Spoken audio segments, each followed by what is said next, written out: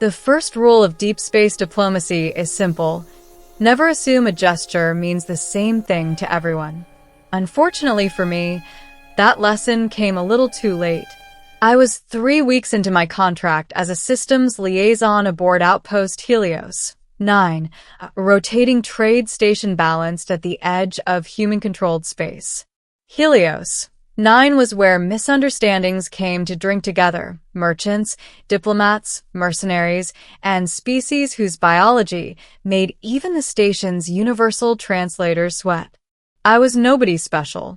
Just a human engineer with a knack for keeping alien hardware running despite manuals written in 6 dimensions and 3 emotional states. My days were usually quiet, recalibrating grav anchors, arguing with sentient vending machines, and pretending not to notice when insectoid traders shed their molting shells in public corridors. The day everything went wrong started with a broken gravity flute. That was what Princess Veolyra of the Ethrin Concordance called it, anyway. To me, it looked like a floating ring of crystal segments humming softly as it rotated around her wrist. The station's internal gravity near her suite had gone unstable, and Helios 9 Command sent me in to fix it. Veolyra herself was striking. Tall, slender, with skin that shimmered like moonlit glass and eyes that reflected more stars than the viewport behind her. Ethrin were an old species, ancient enough that even the Galactic Council treated them with cautious reverence. She watched silently as I worked, my tools flickering with diagnostic holograms. The harmonic nodes were misaligned, I said, tightening the final adjustment. Probably a resonance clash with the station's field generators. It should be stable now. The flute chimed softly, its hum smoothing into something almost musical. Veolyra inclined her head. You have restored my family sigil. I am grateful. I smiled, relieved. Just doing my job, Your Highness. Then, because I was tired, undercaffeinated, and painfully human, I did the thing that doomed me. In human culture, there's an old habit, half joke, half tradition of offering a small bow or, in more formal settings, extending an open hand, palm up, as a sign of respect and goodwill. I'd done it dozens of times with off-world dignitaries. So I extended my hand. Palm up. Relaxed fingers. Veolyra froze. The air seemed to vibrate. Her attendants gasped. An actual, synchronized intake of breath that made my skin prickle. Slowly, reverently, Veolyra placed her hand in mine. The flute flared with light. Alarm screamed. And somewhere deep in the station, an ancient protocol activated for the first time in 4,000 years. By the time station security arrived, the damage was done. I was escorted, politely but firmly, to a diplomatic chamber reinforced with more shielding than a battleship's bridge. Veolyra sat across from me, posture regal, expression unreadable. Around us, holographic glyphs shimmered in Ethrin script, translating in delayed, ominous chunks. The lead translator drone finally spoke. Clarification required. Human engineer Elias Grant has enacted a binding proposal of stars. I blinked. A what? Veolyra's voice was calm. Too calm. Among my people, the open palm offered after restoration of a family sigil is a declaration of intent. It signifies willingness to bear the burdens of the royal line. My mouth went dry. You mean marriage? She tilted her head. Marriage. Guardianship. And, should the need arise, championship of the Concordance. Silence crushed the room. I laughed weakly. Okay. This is a misunderstanding. I didn't mean. The gesture was accepted. The drone interrupted. The protocol has been witnessed, recorded, and sealed. Veolyra's eyes met mine, and for the first time, I saw something beneath the polished calm. Relief. You cannot withdraw, she said softly. Not now. That should have terrified me. Instead, it confused me even more. The truth came out over the next few hours. The Etherin Concordance was dying.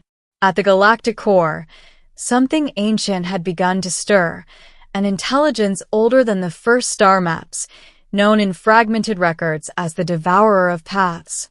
It consumed civilizations not through war, but through inevitability, collapsing trade routes, destabilizing suns, erasing probabilities until entire species faded into statistical impossibility. The Etherin had fought it once before. Barely survived. Their royal line was bound by ancient laws.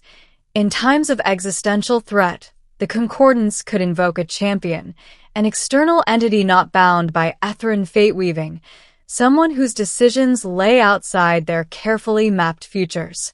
A human. Your species is anomalous, Veolyra explained. You are chaotic, emotion-driven, resistant to predictive modeling. Where others follow paths, humans invent new ones. I snorted. You're saying you need someone reckless. She allowed a small smile. I am saying we need someone impossible. The problem was, the champion ritual required a voluntary bond. A proposal, which I had just accidentally performed. You could annul it, I said. Tell the council it was a mistake. Veolyra's smile faded.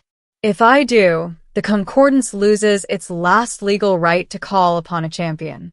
And when the Devourer reaches our stars, there will be no second chance. I leaned back, heart pounding. Save the galaxy. No pressure. They didn't give me a sword or a crown. They gave me a ship. The Wayward Comet was an experimental Etherin-human hybrid vessel designed to operate in regions where physics behaved more like a suggestion than a rule. Veolyra came with me, not as a commander, but as an anchor.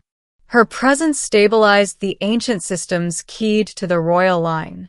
We traveled through collapsing sectors, watching civilizations unravel in quiet, terrifying ways. Stars dimmed. Hyperspace lanes twisted into dead ends.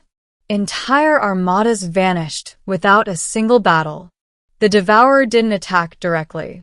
It erased options. At the heart of the disturbance, we found it, not a monster, but a vast lattice of probability, feeding on predictability. The more orderly a civilization became, the easier it was for the Devourer to consume. Etherin fleets had failed because they fought logically. So, I did what humans do best. I improvised.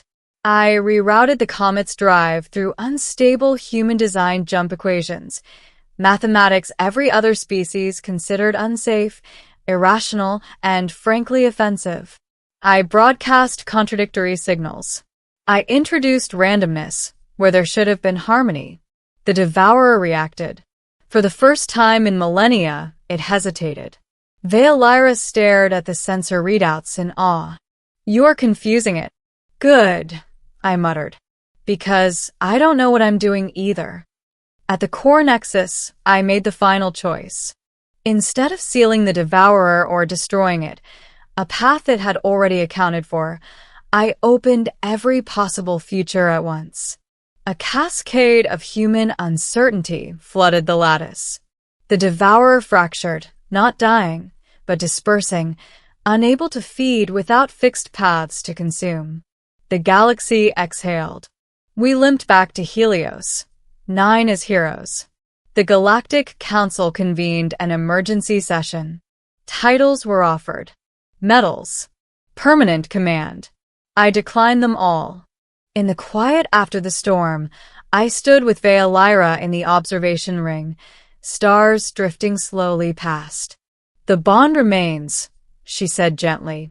By our laws, you are still my champion. And my consort if you wish it. I rubbed the back of my neck. You know, where I come from, proposals usually involve a little more discussion.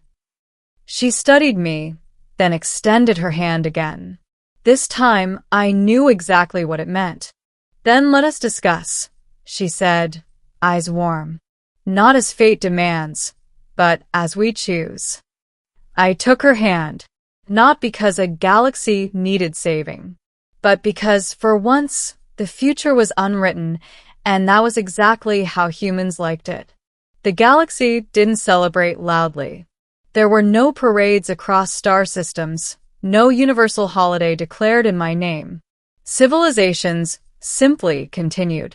Trade lanes stabilized. Suns stopped flickering. Probability maps, those sacred tools of ancient species, returned to something resembling sanity.